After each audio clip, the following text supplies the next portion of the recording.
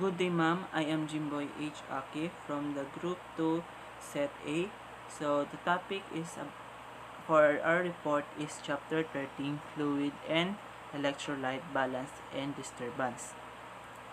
So, it is based on the objective of the said topic. Plan effective care of patients in the following imbalances: fluid volume deficit, fluid volume excess, sodium deficit, sodium excess, and potassium deficit and excess. So before we going to discuss those imbalances, so we have to know first what is the electrolyte. So electrolyte in the body fluids are active chemicals, cation that carry positive charges and ion that carry negative charges. The major cation in the body are fluid are sodium, potassium, calcium, magnesium, and hydrogen ion.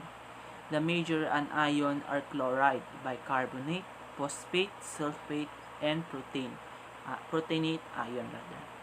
So, electrolyte concentration in the body is expressed in terms of the milliequivalent per liter, a measure for the chemical activity, rather than in terms of milligram, a unit of weight.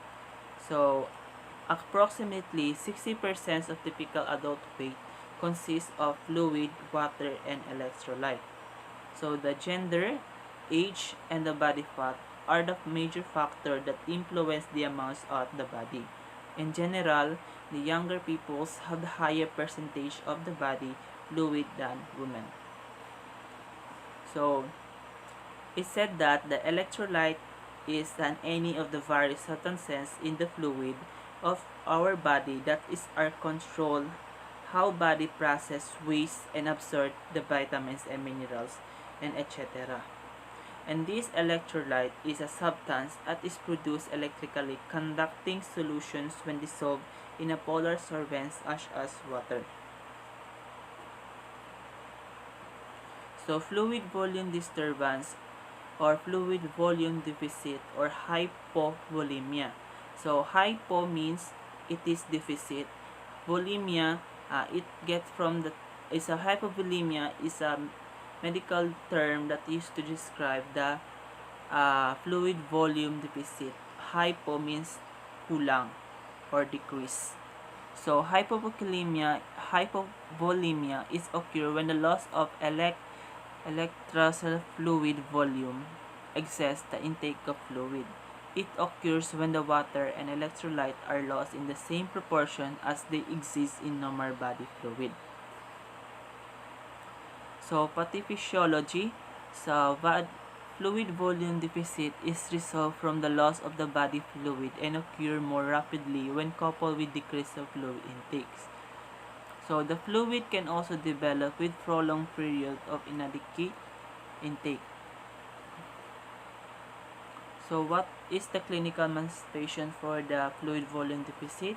So, fluid volume deficit, it can be developed rapidly and its severity depend on the degree of the fluid loss. So, the clinical signs and symptoms and the laboratory findings are presented in this table. So, fluid volume deficit, hypovolemia, and fluid volume excess, hypervolemia. So, contributing factor for the hypovolemia is loss of water, electrolyte as in vomiting, diarrhea, fistulas, fever, excess sweating, burns, blood loss, and gastrointestinal functions. Signs and symptoms is acute weight loss, increased skin turgor, oliguria, concentrated urine, capillary filling time prolonged, low CBP, decrease the BP, flattered neck, vein, while the fluid volume exists, hypervolemia, compromised regulatory mechanisms such as the kidney injury, heart failure, cirrhosis, and the sign and symptoms for the hypervolemia is acute weight gain, peripheral edema and ascites, and extended jugular vein, crackles, elevated CBP, shorten of breath, and increase the blood pressure, bounding the pulse and the cough. So, medical management, when planning the correction of fluid loss for the patient with the fluid volume deficit or hypovolemia, so the doctor or the primary provider consider the patient's maintained requirements and other factors like like sample is the fever that can be fluid needs. To assess for the nursing management for the to assess the fluid volume deficit, the nurse is going to monitor the measure the fluid intake and output at least 8 hours and sometimes hourly. Researchers have reported that maintaining an accurate intake and output is a particular challenge with the patient in a critical care setting according to Diacon and Bell 2014. How to prevent the hypokalemia?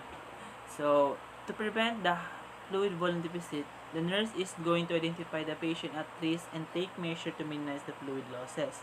For example, if the patient has a diarrhea, measures should be implemented to control the diarrhea and replace fluid given. This include administering the anti-diarrheal medication, a small volume of oral fluid at frequent intervals. So, now is about the hypervolemia. Hypervolemia is referred to an isotonic expansions of the extracellular fluid caused by the abnormal retentions of water and sodium in approximately the same proportion in which they normally exist in the electrocellular fluid. So, PBE may be related to simple fluid overload or diminished functions of the homeostatic mechanism responsible for the regulating fluid balance. Contributing factors include the heart failure, kidney injuries, and cirrhosis of the liver. So, clinical manifestations for the fluid volume excess result from the expansion of the extracellular fluid and may include edema, extended neck vein, crackles, and abnormal lung sounds. Medical management of the fluid volume is directed at the cause and if related to excessive administration of sodium-containing fluid. Discontinuing the infusion may be all that is needed. Symptomatic treatment consists of administering diuretic and restricting fluid and sodium. Pharmacological therapy. Diuretic are prescribed when dietary restriction of sodium alone is insufficient to reduce the edema by inhibiting the reabsorption of sodium and water by the kidney. The choice of diuretic is based on the severity of the hyperkalemia state, the degree of the impairment of renal functions, and the potency of the diuretic. So, nutritional therapy. Treatment of the FBE or fluid volume excess usually involve the dietary restriction of sodium.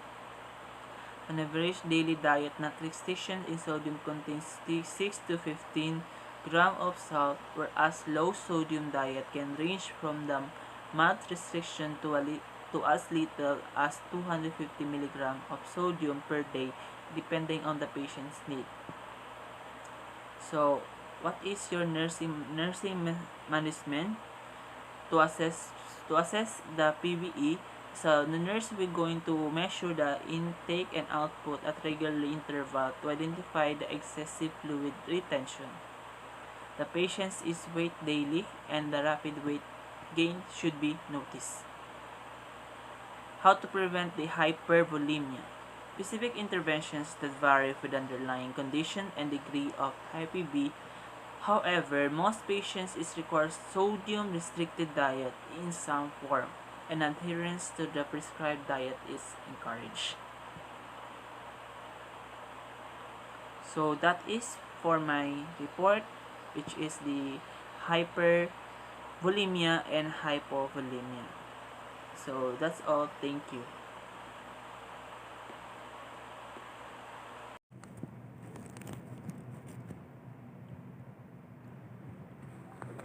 Hi, good morning. So for this morning, I'll be going to report about sodium deficit or hyponatremia and sodium excess or hypernatremia. So, we talk first about sodium deficit or hyponatremia. Sodium deficit means that the sodium level in the blood is below normal. Your body needs sodium for fluid balance, blood pressure control, as well as the nerves and muscles. The normal blood sodium level is 35 to 45 milliequivalents per liter. Hyponatremia occurs when your blood sodium level goes below 135 milliequivalents per liter. Then, pathophysiology for hyponatremia. Hyponatremia results from the inability of the kidney to exceed a water load or excess water intake. Water intake depends upon Panther's mechanism. Low urine sodium occurs um, as the kidney retains sodium to compensate for non-renal fluids loss. Then, we proceed to clinical manifestation. Um, Clinical manifestation for hyponatremia depends um, on the cause of magnitude and speed with which the deficit occur. Poor skin turgor, dry mucosa, headache, decreased saliva production, or tostatis fall in blood pressure, nausea, vomiting, and abnormal cramping occur. Then, assessment and diagnostic findings. Targeted assessment includes the history and physical examination with a focused neurologic examination, evaluation of signs and symptoms, as well as laboratory test results, identification of current IV fluids if capable, and a review of all medication with patients is taking. Then, medical management. The key to treating hyponatremia is an assessment that focuses on the clinical symptoms of the patients and signs of hyponatremia, including the laboratory values. Then, sodium replacement. Sodium replacement in patients with severe symptomatic hyponatremia, the rate of sodium correction should be 6 to 12 milliequivalents per liter in the first 24 hours and 18 milliequivalents per liter as less in 48 hours. A bolus of 100 to 150 milliliter of hypertonic 3% saline can be given to correct severe hyponatremia. Then, the most common treatment for hyponatremia is careful administration of sodium by mouth, nasogastric tube, or parenteral route. For patients um, who cannot who cannot eat and drink, sodium is easily replaced. For for um for those who cannot consume um, sodium, lactated Ringer solution or isotonic saline solution may be prescribed. Then, um, water restriction. Um, Water restriction in patients with normal or excess fluid volume hyponatremia is usually treated effectively by restricting fluid. In neurologic symptoms are severe like seizure, delirium, or coma, it may be necessary to administer small volumes of hypertonic sodium solution with the goal of alleviating cerebral edema. The degree of water restriction depends on the prior water intake, the expected ongoing fluid losses, and the degree of hyponatremia. Water restriction to about 500 to 1,500 milliliter per day is usually prescribed.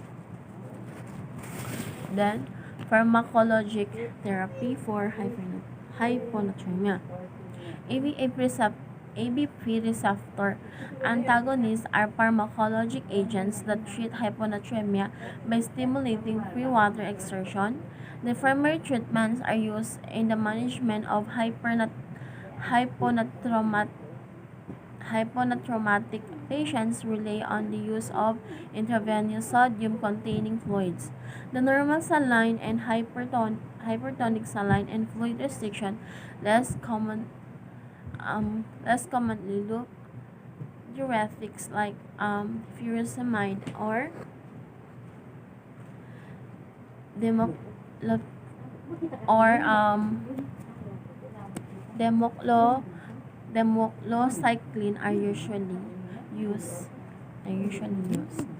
Then, nursing management. The nurse needs to identify and monitor patient at risk for hyponatremia. Hyponatremia is a frequently um, overlooked cause of confusion in older patients who are at risk because of decreased renal function and equipment inability to excrete excess fluids. Then next is detecting and controlling hyponatremia. Early detection and treatment are necessary to prevent serious consequences. For patient at risk, the nurse closely monitors fluid um, INO as well as daily body weight. It is also necessary to monitor laboratory values and be alert for GI manifestations such as anorexia, nausea, vomiting, and abnormal abdominal cramping. Then, we proceed to we tackle next about sodium excess or hypernatremia. So what is this hypernatremia? Hypernatremia is the medical term used to describe having too much sodium in the blood. Sodium is an important nutrient for proper functioning um, of the body. Most of the body's sodium is found in the blood. It also a necessary part of the body's lymph fluids and cells. In many cases, hypernatremia is mild and doesn't cause serious problems. However, in order to prevent or reverse problem caused by hypernatremia, it is important to correct high sodium levels. Then, pathophysiology for hypernatremia. Um, Pathophysiology, a common cause of hypernatremia is fluid deprivation in patients who cannot respond to thirst. Most often affected are very old, very young, and cognitive impaired patients. Then proceed to clinical manifestations. Um, are owing to increased plasma osmolality caused by an increase in plasma sodium concentrations, dehydration resulting in hypernatremia. Hyper. Then assessment and diagnostic findings is often diagnosed through blood tests. Urine tests can also be used to identify high levels of sodium along with urine concentrations. Both blood and urine tests are fast, minimally invasive tests that require no preparations. Hypernatremia tends to develop as a result of underlying condition. Then, proceed to medical management. Medical management treatment of hypernatremia consists of gradual lowering of serum sodium level by the infusion of hypotonic electrolyte solution 0.0 0.3% sodium chloride or an isotonic na, nasa, nasasaline solution dextrose 5% in water. We proceed to nursing management. The nurse should monitor fluid losses and gains are carefully monitored in patients who are at risk for hypernatremia. The nurse should also assess for abnormal losses of water or low intake and for large, um, large gain of sodium as might occur with ingestion of OTC medications that have a high sodium content. The next, preventing how we can provide this hypernatremia. So, the nurse attempts to prevent hypernatremia by providing oral fluids at regular intervals, particularly in patients who are unable to perceive or respond to thirst. If fluid intake remains inadequate or the patient is unconscious, the nurse consults with the primary provider to plan an alternative route for intake either by internal feedings on by the parenteral route. Then, correcting hypernatremia. Um, when parenteral fluids are necessary for managing hypernatremia, the nurse monitors the patient's response to the fluids by reviewing several serum sodium level and by observing for changes in neurologic signs. So, that's all of my report. Thank you. Good morning, I'm Aming Al-Jabir. So now I'm going to discuss the potassium imbalance. So potassium imbalance is the major intracellular electrolytes and fact of 98% of the body potassiums inside the cells. So the remaining is 2% and the ECF is important to the neuromuscular functions. Then potassium's deficit hypokalemia. Hypokalemia serum potassium's level below the 3.5 and usually indicates a deficit in total potassium stores. However,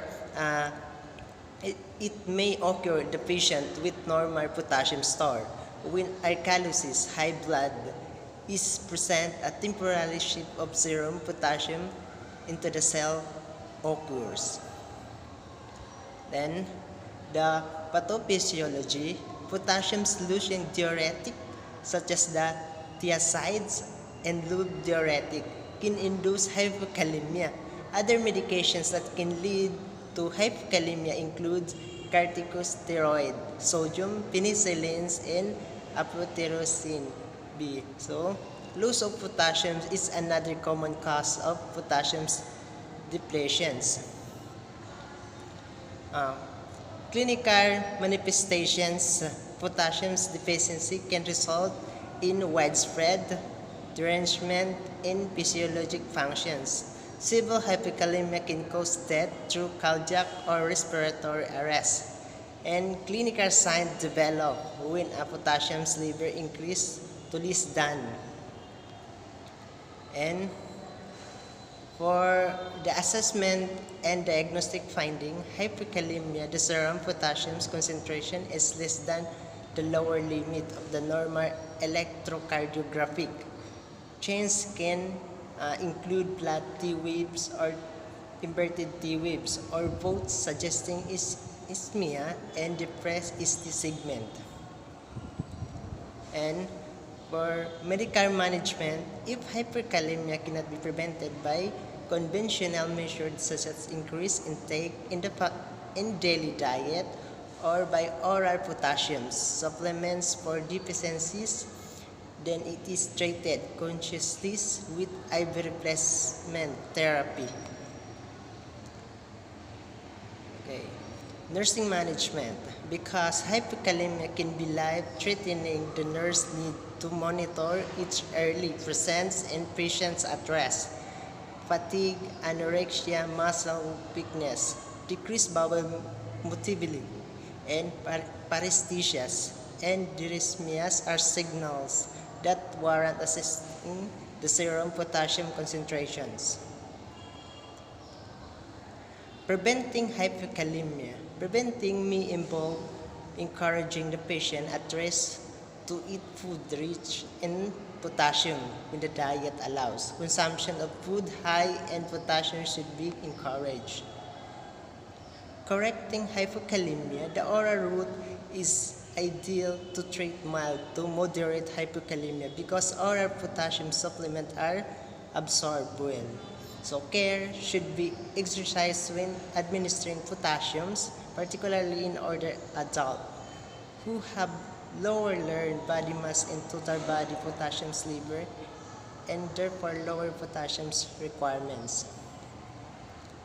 Administering intravenous potassium. So potassium should be given only after adequate urine output has been established. A decrease urine volume to less than 20 ml per hour for 2 consecutive hours is an indication to stop the potassium infusion and notify the primary providers.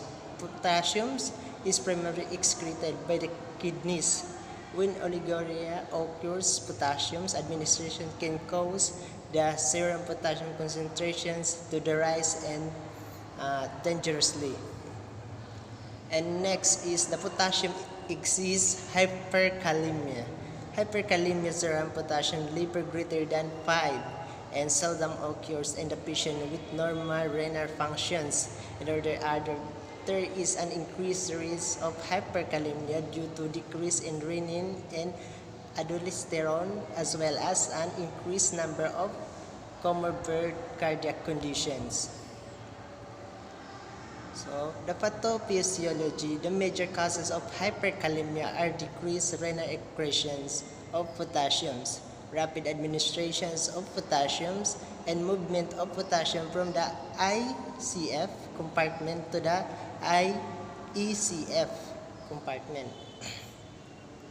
And hyperkalemia is commonly seen in patients with untreated kidney injury, particularly those in whom potassium level increase as a result of infections or excessive intake of potassium food or medications.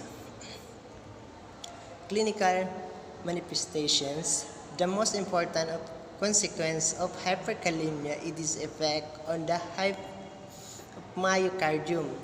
Cardiac effect of elevated serum potassiums are usually not significant when the level is less than 7. So however, they are almost always present when the level is 8. Assessment and diagnostic findings. Serum potassium levels and ECG changes and crucial to the diagnosis of hyperkalemia.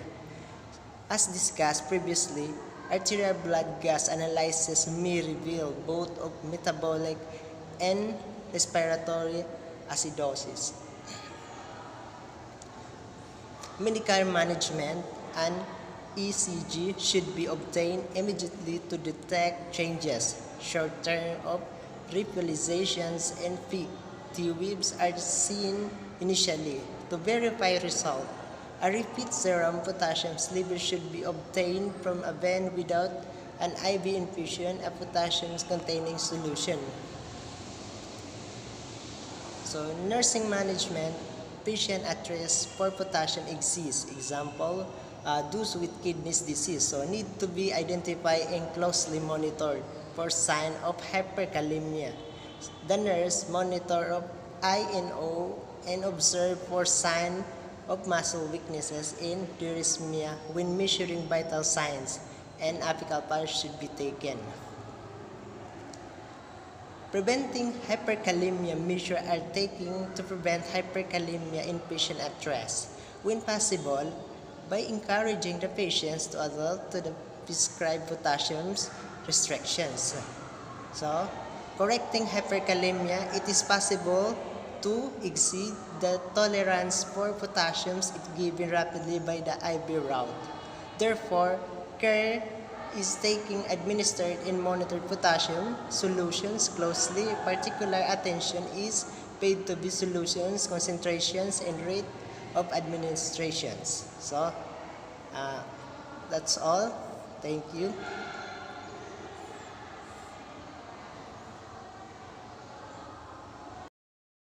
So, hi everyone, I am Anisa Asiri, and I'll be explaining to you about the calcium and magnesium imbalances. So for normal serum values for calcium, okay, 8.5 to 10.5 milligram per deciliter, and then the ionized calcium, 4.0 to 5.0 milligram per deciliter. So, yes. For the function of calcium for neuromuscular, normal nerve and muscle activity causes transmission of nerve impulses and contraction of skeletal muscle. So that means it allows the motor neuron to transmit a signal to the muscle fiber, causing muscle contraction. So next, the cardiac, the contraction of the myocardium, which is the heart muscle. For cellular and blood, the maintenance of normal cellular permeability that decrease calcium and then increases cellular permeability. So for coagulation of blood, that promotes clotting by converting prothrombin into thrombin. So for bone and teeth construction, the calcium along the phosphorus forms the bones and teeth, make them strong and durable. So for calcium regulation, when serum calcium is low, the parathyroid gland releases the parathyroid hormone. This hormone is a substance that produced and secreted by the parathyroid glands that regulates serum calcium concentration. So the PTH mobilizes calcium from the bone, increases renal reabsorption of calcium, and promotes calcium absorption in the intestines in the presence of vitamin D to increase serum calcium levels. So that means when calcium levels in your blood fall too low, your parathyroid gland secrete enough parathyroid hormone to restore the balance. So the PTH raises the calcium levels by increasing the by releasing the calcium from your bones and increasing the amount of calcium absorbed from your small intestine. So low calcium levels are common in older adults because of inadequate intake. So hypocalcemia can also develop from an inadequate intake of vitamin D as a result of intentional changes in the diet, or it can result from diseases that impair calcium absorption. So okay.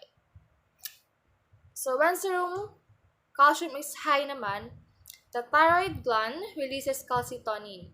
The calcitonin increases calcium return to the bone and decreases serum calcium levels. So, the okay, the parathyroid disease, disease decreases the plasma calcium levels. Why? Because the deficiency of parathyroid hormone results in a decrease in plasma calcium levels because of decreased bone absorption, decrease the gastrointestinal absorption, and increased urinary excretion of calcium. So for calcium deficit, okay, levels less than 8.5 milligram per deciliter, and ionized calcium is less than 4.0 milligram per deciliter. So Hypokalemia causes dietary changes, okay? Lack of calcium intake, which means if you do not consume enough calcium, your body begins to take calcium from your bones, decreasing your bone mass and putting you at risk for osteoporosis. Inadequate calcium intake may also increase your risk for high blood pressure. So, for inadequate vitamin D, okay,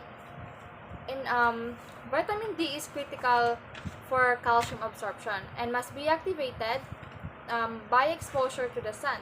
So, vitamin D deficiency can lead to a loss of bone density, which can contribute to osteoporosis and fractures, broken bones. So, severe vitamin D deficiency can also lead to other diseases. So, for inadequate protein intake, like low intake may cause muscle wasting and increase the risk of bone fractures. So when protein intake is inadequate, the body enters a state of accommodation in which physiologic function is compromised and muscle mass is reduced. So hypoalbuminemia.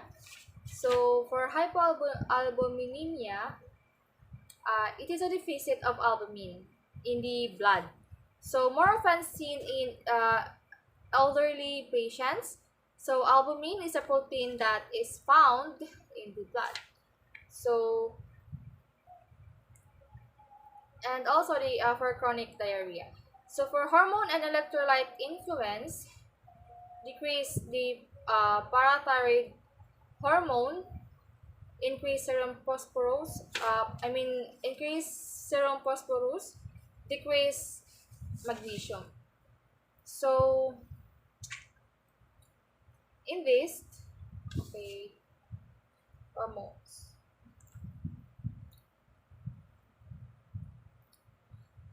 So if your blood test results indicate an altered potassium, magnesium, sodium, or calcium levels, you may experience muscle spasm, weakness, twitching, or convulsions. So, blood test results showing low levels may lead to irregular heartbeat, confusion, blood pressure changes, nervous system or bone disorders. So, since heart is a muscle, okay, that only means electrolytes help regulate our heartbeat.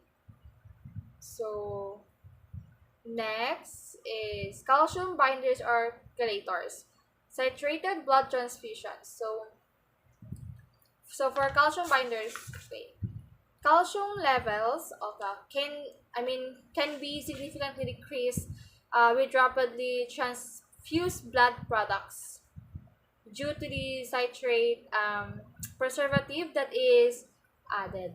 So citrate binds to the patient's endogenous calcium when blood products are administered, so rendering calcium inactive. So recipients of massive transfusions may therefore develop electrolyte disturbances with hypocalcemia, hypomagnesemia, and hyperkalemia, most commonly reported. So about the so for alkalosis. So alkalosis promotes the binding of calcium to albumin and can reduce the fraction of ionized calcium in the blood, and ionized calcium may reduce without changes in total calcium. So for increased serum albumin, low ionized calcium. So for this, so the calcium in serum is bound to proteins, principally albumin. So as a result, the total serum calcium concentration in patients with low or high serum albumin levels may not accurately reflect the physiologically uh, important ionize or the or free or I mean calcium concentration. So okay, that's so for renal failure, decreases phosphorus excretion and results in excessive calcium loss. For renal failure, usually causes calcium imbalance because during renal failure, the kidneys may no longer filter out extra phosphorus and remove it from the body or from urine. So over time, phosphorus may increase in the blood. So calcium and phosphorus usually keep each other in check. So lastly is the gastrointestinal surgery, pancreatitis, and small bowel diseases. Bowel disease. So, for calcium excess, so levels more than 10.5 milligram per deciliter, and ionized calcium is more than 5.0 milligram per deciliter. So, hypercalcemia causes primary hyperparathyroidism. So, what is hyperparathyroidism? It is a condition in which one or more of your parathyroid glands become overactive and release or secrete too much parathyroid hormone. So, this causes the levels of calcium in your blood to rise. That condition known as the hypercalcemia. So, other causes is bone malignancy, fractures and immobility, drug toxicity, dilithium carbonate, vitamin A and D thiazide. So, excessive use of calcium supplements, antacids and calcium salts, the renal impairment and diuretics, the thiazides. So for steroid therapy, which is the corticosteroids that can lessen intestinal calcium absorption. So and decrease serum phosphorus. So for clinical manifestations of calcium imbalances, so the physical result of hypocalcemia to the central nervous system and muscular are the following. So anxiety, irritability, the tetany. Tetany is the most characteristic manifestation of hypocalcemia and hypomagnesemia. So it refers to the entire symptom complex induced by increased excitability. So the clinical signs and symptoms are caused by spontaneous discharges of both sensory and motor fibers in peripheral nerves. So the muscle twitching or the cuffs or these Vostick signs. Vostick signs. So it consists of twitching muscles innervated by the facial nerve when region that is about 2 centimeter anterior to the earlobe, just below the zygomatic arc stop. So for the numbness and tingling, and then the carpopedal spasm, the Trussell sign. The Trussell sign can be elicited by inflating a blood pressure cuff on the upper arm to about 20 millimeter above systolic pressure. So within 2 to 5 minutes, the carpal spasm on adducted thumb, flex wrist, and metacarpophalangeal joints extended interphalangeal joints with fingers together. So that will occur as ischemia of the ulnar nerve develops. So,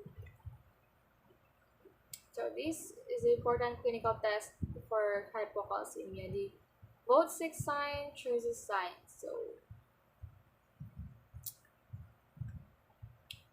So okay, you can under other is the convulsions, abdominal and muscle cramps. So for cardiac, the weak contractions of the heart. So ECG or electrocardiogram, lengthened ST segment and prolonged QT interval. So for this, so in long QT syndrome, your heart's electrical system takes longer than normal to recharge between beats. So this delay, which often can be seen on an electrocardiogram or ECG, is called a prolonged QT interval. So a prolonged QT interval refers to an abnormality seen on an electrocardiogram. This abnormality reflects disturbance in how your heart's bottom chambers or the ventricles conduct electricity. So, okay, what's next? So, for blood, the reduction in prothrombin. So, that reduces clotting. So, for bone with prolonged deficiency, so fractures occur easily. So, bones may be weakened. So, for hypercalcemia, to CNS and muscular, okay, depression or apathy, weak, flabby muscles. Then for cardiac, signs of heart block, the cardiac arrest is systole. Then decrease or diminish ST segment and shorten QT interval. Well, that means short QT syndrome is a condition that can cause a disruption of the heart's normal rhythm or arrhythmia. Yeah, in people with this condition, the heart or the cardiac muscles take less time than usual to recharge between beats. So the term, okay, what now? So the term short QT that refers to a specific pattern of heart activity that is detected with an EKG or the electrocardiogram, which is a test used to measure the electrical activity of the heart. So in people with this condition, the part of the heart beat known as the QT interval is abnormally short. So for bone in hypercalcemia, which means mataas yung calcium or excess in calcium, pathologic fracture, deep pain over bony areas, and then thinning of bones. So for renal, flank pain, and also calcium stones in kidney. So let's move on to clinical management of calcium imbalances.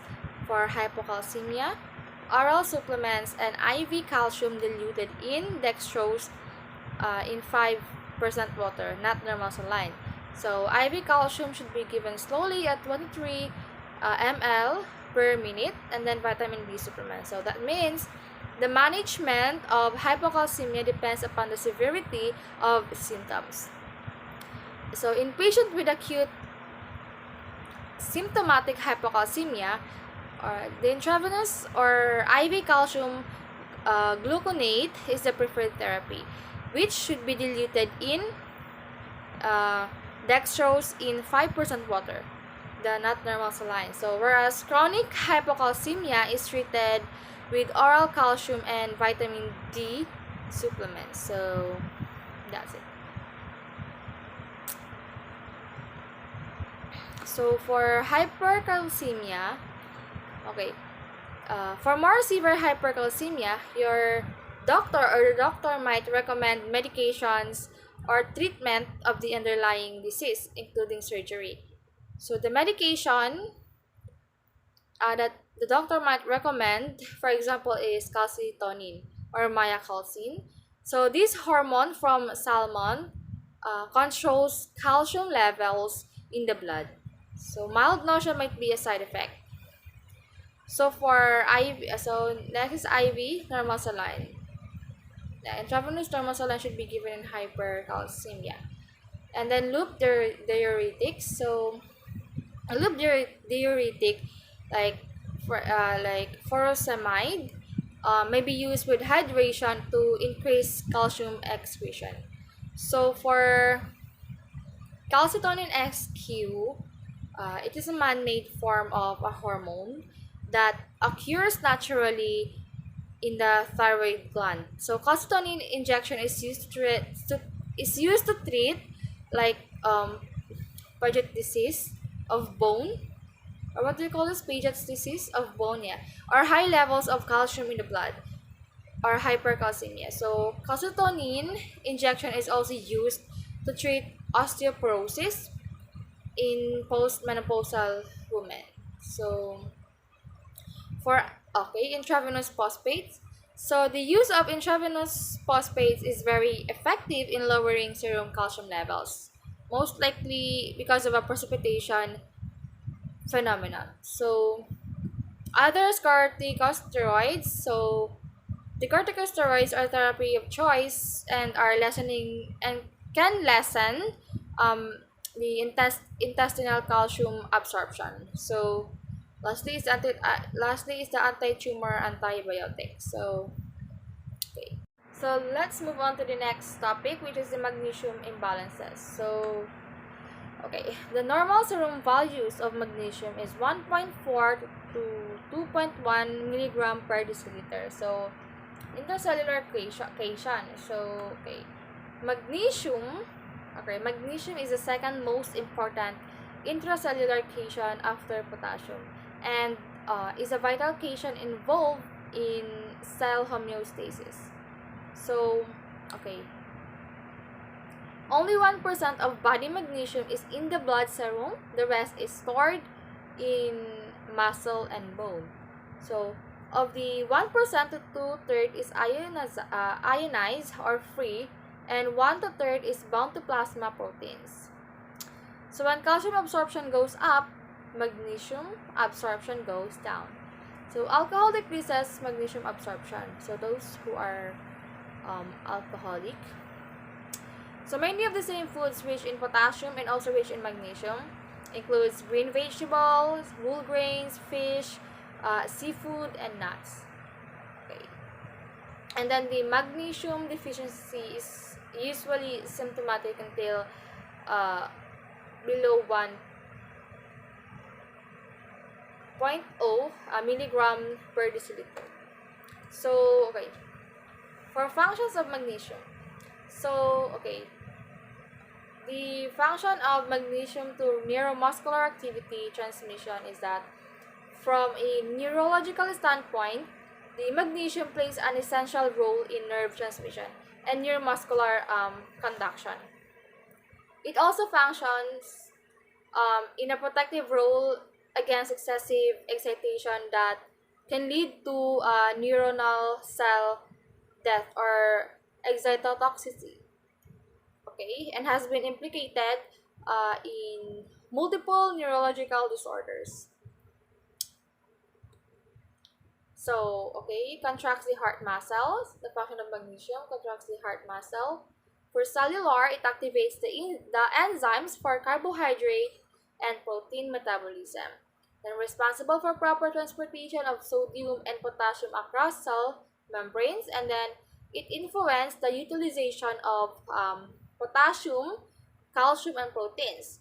So magnesium deficits are frequently accompanied by a potassium and or calcium deficit. So okay, let's move on to magnesium deficit. Below 1.4 milligram per deciliter. So the hypomagnesemia causes dietary. So for inadequate intake, the early signs of magnesium deficiency include loss of appetite, nausea, vomiting, fatigue, and weakness. So, as magnesium deficiency worsens, okay, numbness, tingling, muscle contractions, and cramps, seizures, personality changes, abnormal heart rhythms, and coronary spasms can occur. So, okay, next. For malabsorption, the magnesium absorption may be very low during magnesium deficiency. If poor absorption is the underlying cause or increase as an adaptation to magnesium deficiency from other causes. Okay, loses. So, okay, wait. So often magnesium deficiency will coexist with deficiencies of vitamins, calcium, or in potassium, especially if the underlying cause is malnutrition. So for GI losses, magnesium deficiency is characterized by a fall in urinary magnesium and a decrease in loss of magnesium into the gastrointestinal tract. So the TPN or total parenteral nutrition. So okay.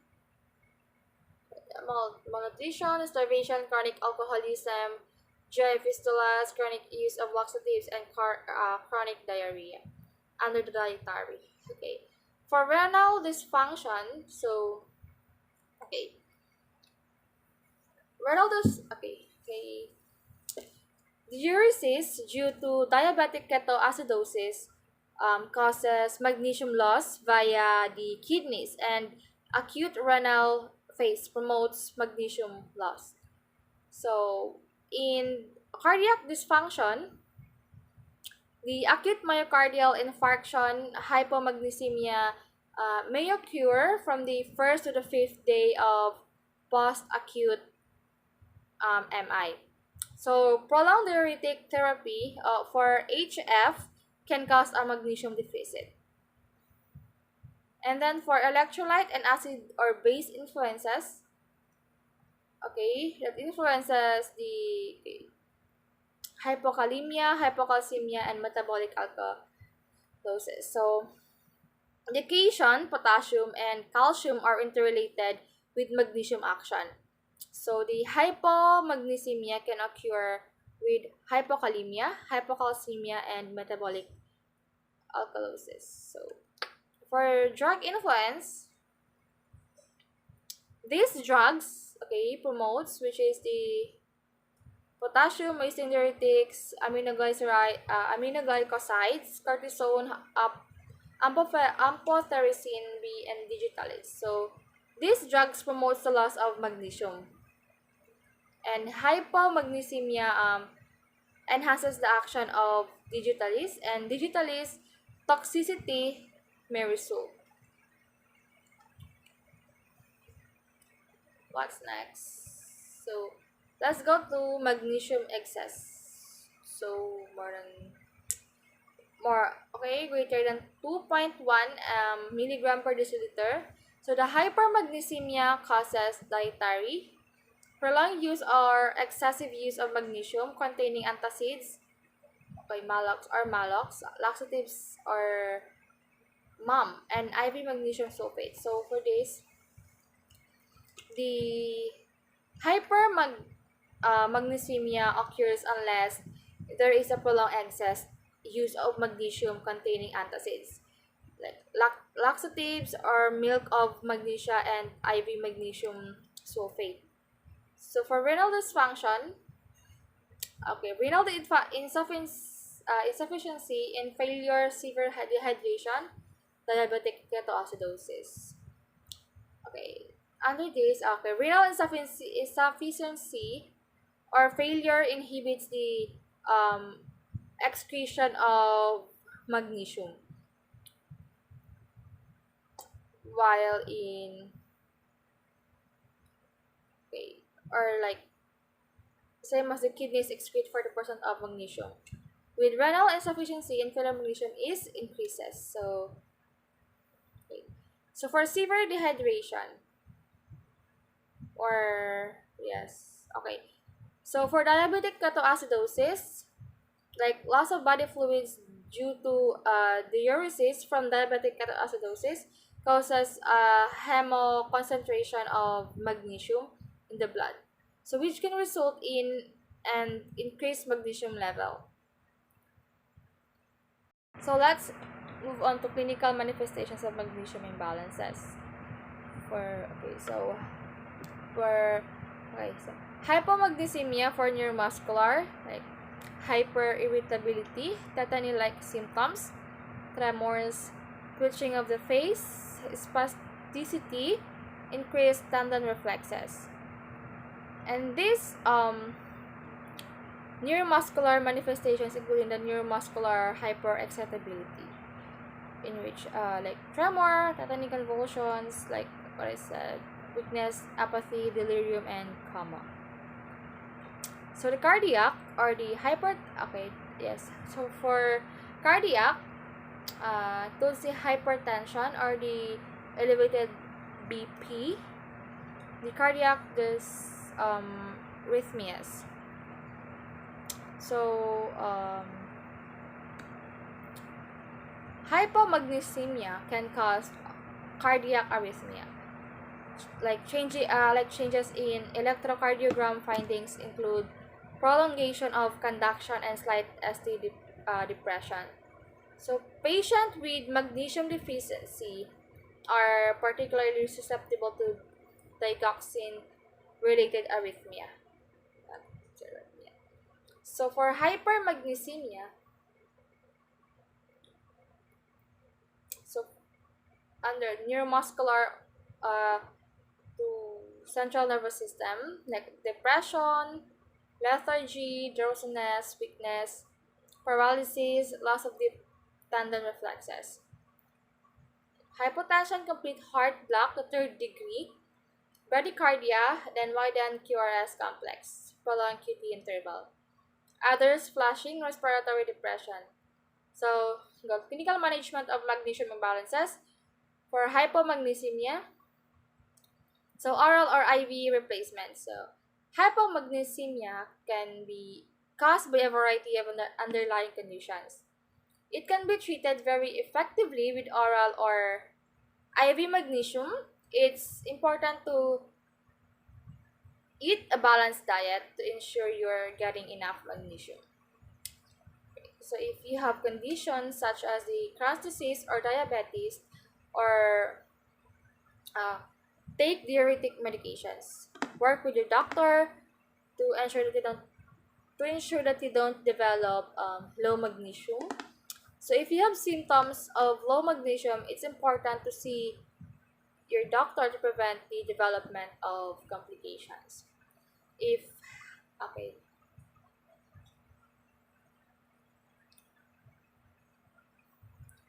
that's okay. So diet high in magnesium, green vegetables, whole grains, legumes, and nuts. So for hypermagnesemia, correct the underlying cause.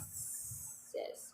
So if hypermagnesemia and its underlying cause remain untreated, severely high magnesium levels can develop.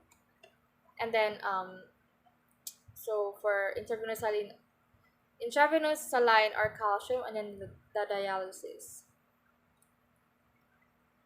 Okay, for this, so the first step in treating the hypermagnesemia is identifying and stopping the source of extra magnesium. An intravenous or IV calcium supply is then used to reduce the symptoms such as impaired breathing, irregular heartbeat, and hypotension, as well as the neurological impact. Intravenous calcium diuretics or water pills may also be used to help the body get rid of excess magnesium. So yes, and then those people with renal dysfunction or those who have had a severe magnesium overdose may require dialysis if they are experiencing kidney failure or if magnesium levels are still rising after treatment.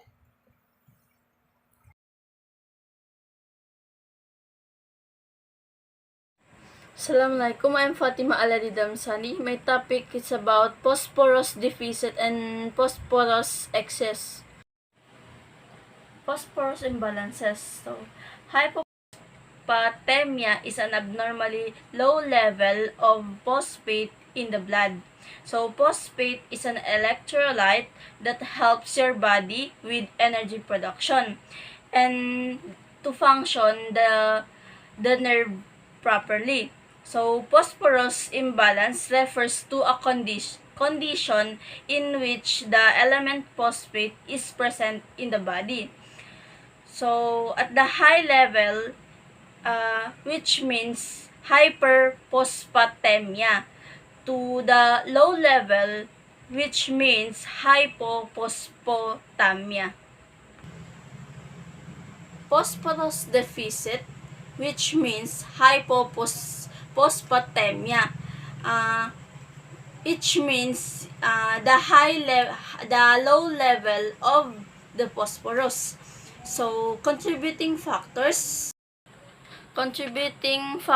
for phosphorus deficit is referring after starvation, alcohol withdrawal, diabetic, and low magnesium, and low potassium, and vitamin D deficiency associated with the malabsorption. So for the sign and symptoms, muscle weakness, bone pain, respiratory failure, and tissue hypoxia.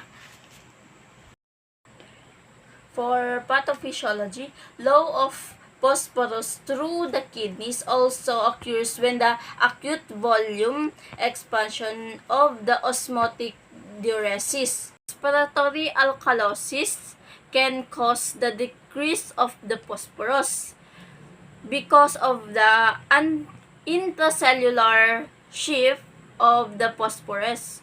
Excess phosphorus binding with the anti-acid may decrease the phosphorus available from the diet and amount lower than the required to maintain serum phosphorus balance. Phosphorus also is an essential component of fish diet. Its deficiency affects not only the hard tissue, but only the soft tissue, where it is responsible for the ringlets leading to the skeletal malformation. What also influence with the various aspects of the intermediary metabolism and thus growth and feed conversion. Therefore, optimizing the dietary inclusion level is the critical at all times. For clinical manifestation, muscle damage can develop as the ATP level in the muscle tissue declines. So, the clinical manifestation, paranesthesia, muscle weakness, bone pain and tenderness, chest pain, consumption, failure, and tissue hypoxia. Other possible causes of high low phosphorus levels may be due to a range of nutritional problems and medical conditions, including chronic use of antacids, lack of vitamin D, not getting enough phosphorus in your diet, malnutrition, alcoholism, hyperkalemia or high serum calcium levels, and hyperparathyroidism or overactive.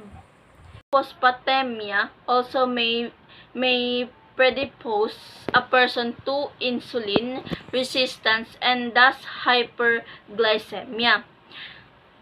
The muscle damage may develop at the ATP level. The muscle tissue declines. Clinical manifestations are muscle weakness, which may be subtle or profound and may affect the muscles group or the muscles pain and not at times. Weakness of the respiratory muscles may gently impair with ventilation. Serum magnesium may decrease due to increase the urinary excretion of the magnesium. Alkaline phosphate is increased with the osteoblastic activity, or the X-rays may show the skeletal changes of the osteomalacia or ringlets. As with any blood test, there's a slight risk of the bruising, bleeding, or infection at the puncture site. You may also feel lightheaded after having blood drawn. Phosphorus is an important element that's vital to several of the body's physiological processes. It helps your bone growth, energy storage, and nerve and muscle production. Many foods, especially meat and dairy products, contains phosphorus, so it's usually easy to get enough of this mineral. The test involves a simple blood draw. Your healthcare provider will use a simple needle to collect a sample of blood from a vein in your arm or hand. For medical management, prevention of hypopathemia is the goal. So, in patient at risk for hypopathemia, the serum phosphate level should be closely monitored and correction initiated before the deficits become severe. Adequate amounts of phosphate should be added to the parental solution, and the attention should be paid to the phosphorus levels in the enteral feeding solution. Severe hypopotamia is dangerous and require prompt attentions. Medical care for hypophosphatemia is highly dependent on the three factors: cause, severity, and the duration. So, when the treatable cause of the hypophosphatemia is known, the treatment of the underlying cause is the paramount important and is often curative. Example, refeeding hypophosphatemia can be anticipated in patients who have a strong history of alcoholism.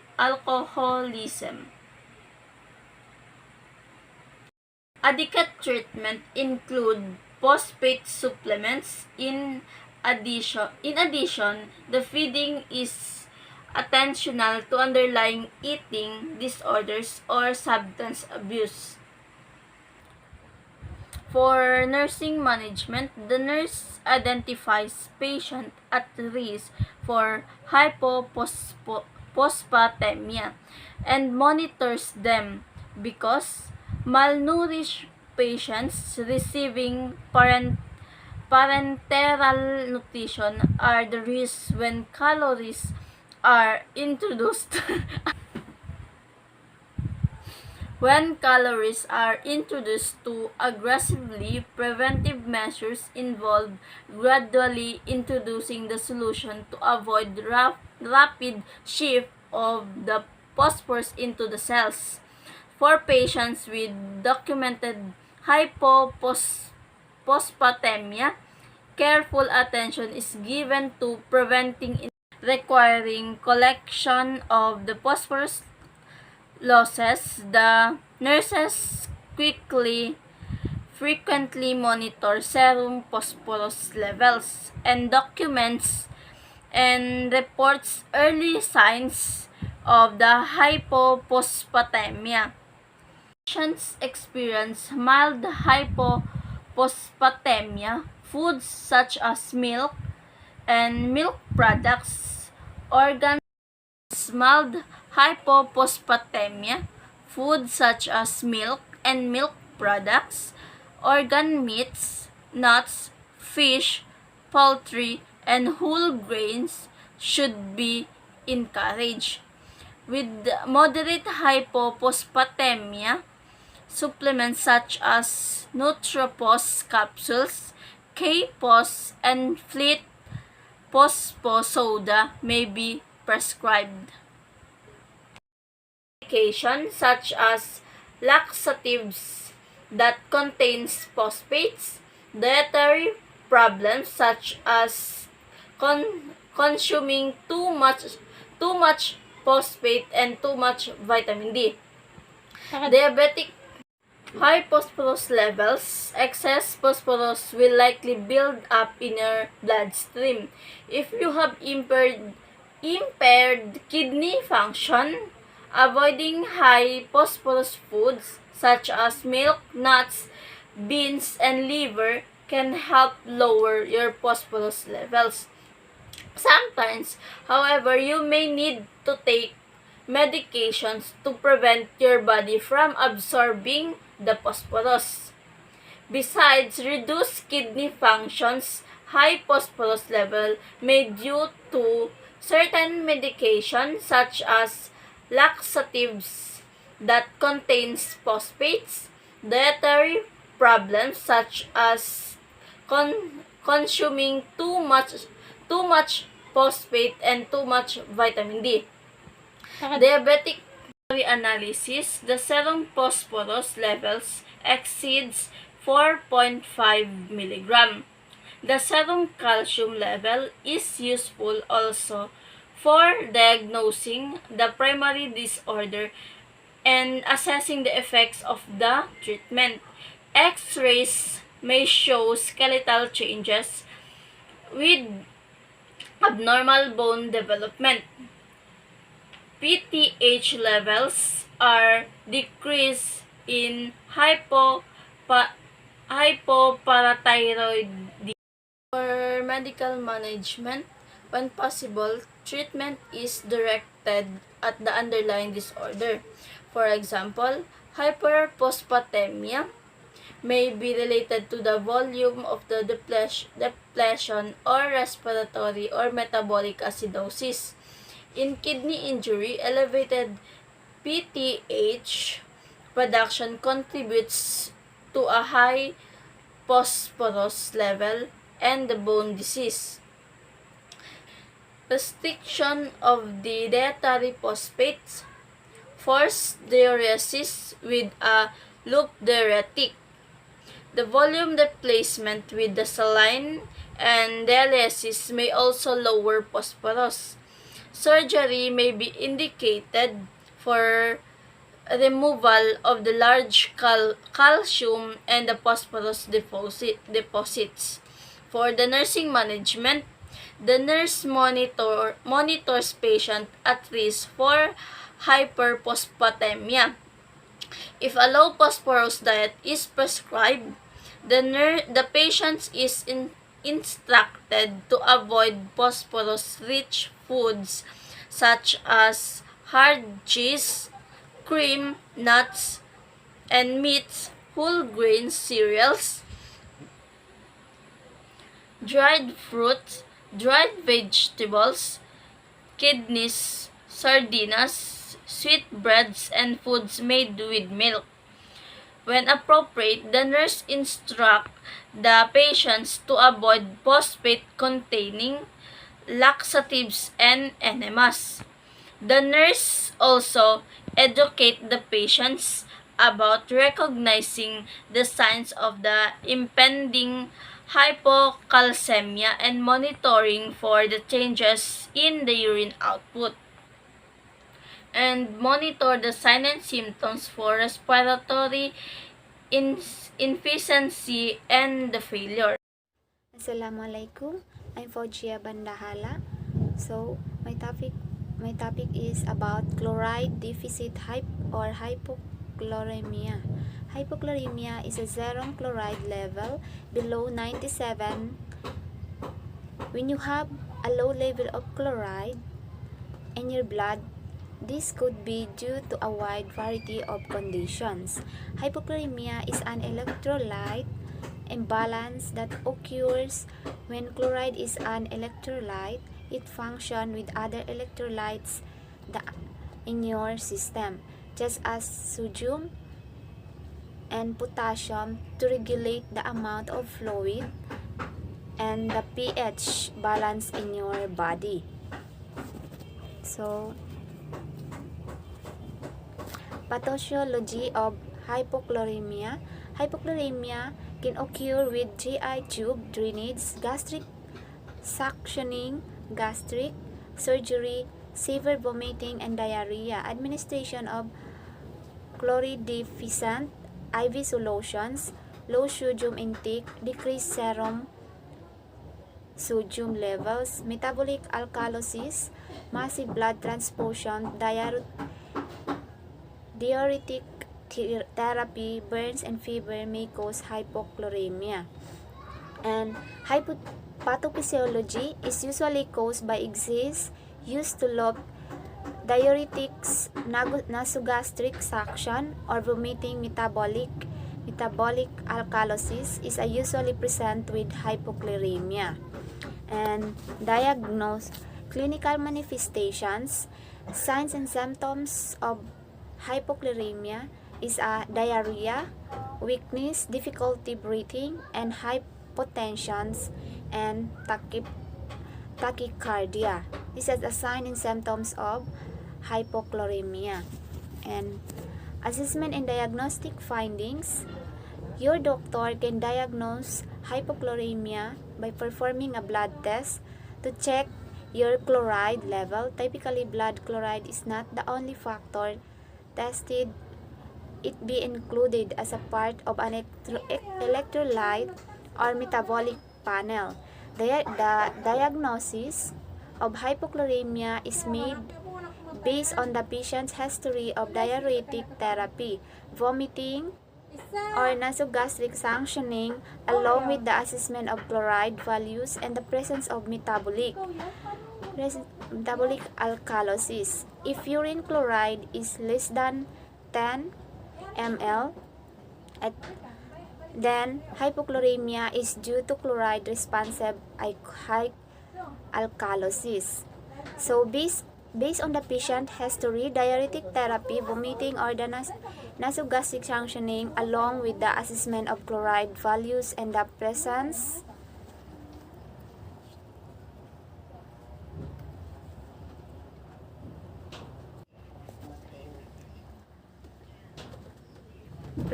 and metabolic.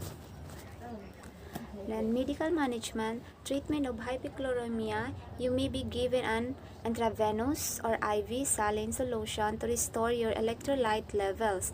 If your electrolyte imbalance is mild, your doctor may advise you to eat foods rich in chloride or take a supplement. Then nursing management, the nurse monitors the patient's arterial blood, gas values, and serum electrolyte levels, and also check the vital signs are monitored, and respiratory assessment is carried out frequently. And the nurse also provides and educates the patient about foods with high chloride content, which include tomato sauce, bananas, dates, eggs, cheese and milk, salty broth, canned vegetable, and processed meats. A person who drinks free water without electrolytes, or bottled water, and excretes large amounts of chloride needs instruction to avoid drinking this kind of water. And chloride exists, hypochloremia, hyperchloremia exists when the serum level of chloride exceeds of 107 is high. In hypernatremia, bicarbonate loss and metabolic acidosis can occur with high chloride levels. When you see hyperchloremia is an electrolyte imbalance and is indicated by a high level of chloride in the blood. So the normal adult value for chloride is 97 to 107. Chloride is an important electrolyte and works to ensure that your bodies control the levels of chloride in your blood. So, and pathology of hyperchloremia, hyperchloremic metabolic acidosis is a state that result from bicarbonate loss rather than acid production or retention. Bicarbonate loss leading to hyperchloremic metabolic acidosis occurs in a variety of ways: gastrointestinal causes, renal causes, and exogenous causes. Pathophysiology is an electrolyte imbalance that occurs when there's too much chloride in your blood. Chloride is an important electrolyte that is responsible for maintaining the acid-base pH balance in your body, regulating fluids, and transmitting nerve impulses. And clinical manifestations, the signs and symptoms of hyperchloremia are the same as those of metabolic acidosis, hypervolemia, and hypernatremia. Tachypnea, weakness, lethargy, deep and rapid respiration, diminished cognitive ability in hypertension occur. If untreated, hyperchloremia can lead to a decrease in a cardiac output or dysrhythmias and coma. A high chloride level is accompanied by a high sodium level in fluid retentions. That's the clinical manifestation of hyperchloremia. And assessment and diagnostic findings, hyperchloremia is a typically diagnosed by a test known as chloride blood test. This test is usually part of a larger metabolic panel. A doctor may order a metabolic panel measures the levels of several electrolytes in your blood, including carbon dioxide or bicarbonate, chloride, potassium, sodium, and in this case, your doctor may also test your urine for chloride and blood sugar levels to see if you have diabetes. A basic urinalysis can help detect problems with your kidneys. Your doctor will check the pH to see if you're properly eliminating acid and bases. And medical management of hyperchloremia, correcting the underlying causes of hyperchloremia and restoring electrolyte, fluid, and acid-base balance are essential. Hypotonic IV solutions may be given to restore balance. IV sodium bicarbonate may be given to increase bicarbonate levels, which lead to the renal excretions of chloride ions because bicarbonate and chloride compete for combination with sodium. Diuretics may be given to eliminate chloride as well. Sodium, chloride, and fluids are restricted. And the nursing management of hyperchloremia, monitoring vital signs, arterial blood gas values, and is important to assess the patient's status and the effectiveness of treatment. Assessment findings related to respiratory, neurologic, and cardiac systems are documented and changes are discussed with the primary provider. The nurse educates also the patient about the diet that should be followed to manage hyperchloremia and maintain adequate hydration. Intake more water in your body. And thanks, and that's all. Thank you. Assalamualaikum, I'm Hasrina Esaro. So my topic is kidney function. So the kidney function is vital to the regulation of fluids and electrolyte balance. The kidney normally filter 180 liters of plasma every day in adults and others, and excretes 1 to 2 liters of urine. They act both autonomously and response blood-borne messengers such as aldosterone and antidiuretic hormone or EDH. So we have 4 major functions of the kidneys in maintaining normal fluid balance include in the following. So we have number 1, regulation of ECF volume and osmolated by selective retention and excretion of body fluids. Number 2, regulation of normal electrolyte levels in the ECF by selective electrolyte retention and excretion. So number 3, we have regulation of pH of the ECF by retention of hydrogen ions. Number 4, excretion of metabolic waste and toxic substances. So the next topic is heart and blood vessel function. The pumping action of the heart circulate blood through the kidney under sufficient pressure of allow for urine formation. Failure of this pumping perfusion induced with water and electrolyte regulation. Lungs function. The lungs are also vital in maintaining homeostasis through exhalation. The lungs remove approximately 300 ml of water daily in the normal adults. For the abnormal conditions such as hypopnea, abnormally deep respiration or continuous coughing increase this loss mechanical ventilation with excessive moisture decrease it. The lungs also play a major role in the maintaining acid-base balance. So that's all for my topic. Good day, ma'am. Today my report is about pituitary functions. The pituitary functions are the hypothalamus manufactured ADH, which is stored in the posterior pituitary gland and released as needed to convert water.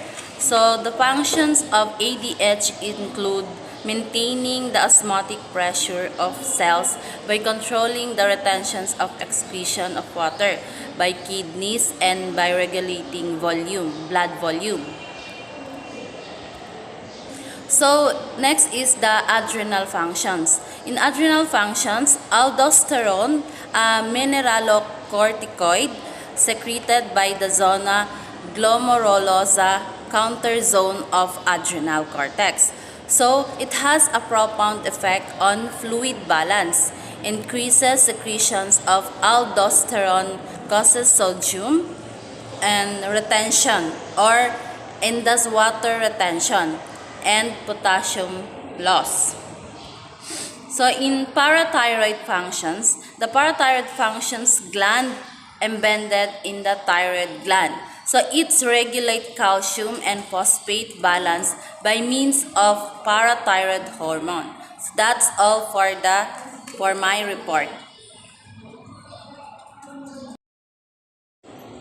Good day, ma'am. My name is Siti Kauzar and Amilasan, and our report for today is explain the roles of lungs, kidneys, and chemical buffers in maintaining acid-base balance. So the first one is kidney. So the kidneys are a pair of bean-shaped organ on either side of your spine. The usual daily urine volume in the adults is 1 to 2 liter. A general rule is that the output is approximately 1 ml of urine per kilogram of body weight per hour in all age group. Then functions. The kidneys are powerful chemical factories that perform the following functions. It removes waste products from the body, remove drug from the body, and also balance the body's fluids. The next one is our skin. So the skin protects us from microbes and the elements, helps regulate body temperature, and permits the sensation of touch, heat, and cold. So sensible perspiration refers to visible water and electrolyte loss through the skin, such as sweating.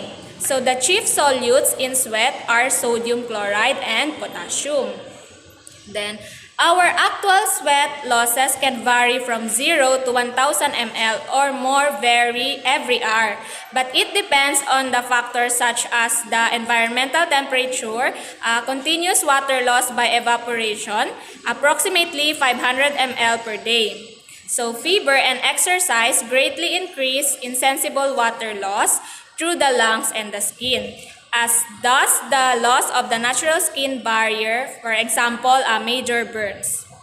The next one is our lungs. So the lungs normally eliminate water vapor or insensible loss at a rate of approximately 300 ml every day. So the loss is much greater with increased respiratory rate or depth or in a dry climate. So the lungs' main function is to help oxygen from the air we breathe enter the red blood cells in the blood. Then, your lungs are part of the respiratory system, a group of organs and tissues that works together to help you breathe. So that's all for my report, ma'am.